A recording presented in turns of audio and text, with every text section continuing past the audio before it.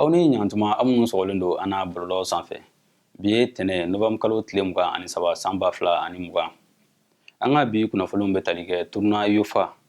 U20 denmisɛnnin minnu si tɛ tɛmɛ san 20 kan olu ka CAN éliminatoire ni o baaraw bɛ senna Sénégalikaw fɛ yen nɔ Mali samatasɛgɛw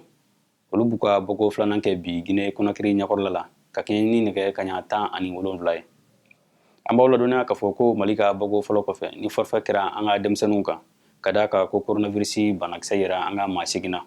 bi cɛ Sénégalikaw fɛ yen nɔ Mali ni Guinée b'u kɔgɔ da ɲɔgɔn na o hukumu kɔnɔna na Alikalifa Kulibali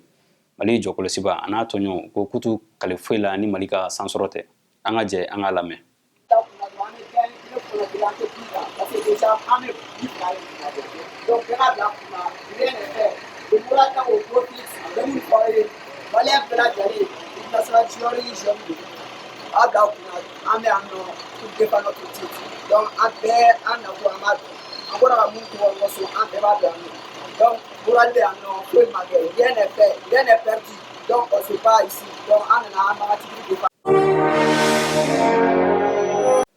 hakilina jiginna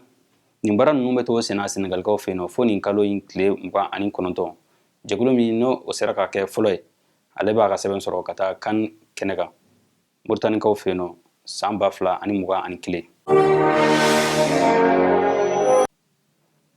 ni an taara bololancilaw fɛ yen nɔ sibiri tɛmɛnen Coupe du Mali ale demi-finale ɲɔgɔnyew tun bɛ senna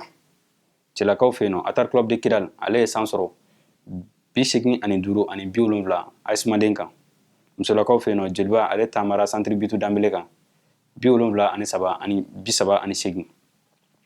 AS Polisi ale ni Stade Malien ka dolanci kɔni kɛra dolanci jilajalenba ye ka d'a kan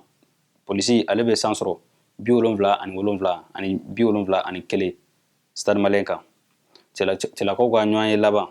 AS Polisi ale ni Isfasi olu bɛ kari ɲɔgɔn na ni kalo kura in nata in tile 5 Palais des Sports Salamatu Mayiga kɔnɔna na nin tun bɛ dansigi a ka bi kunnafoniw na a k'an bɛn diɲɛ waati wɛrɛ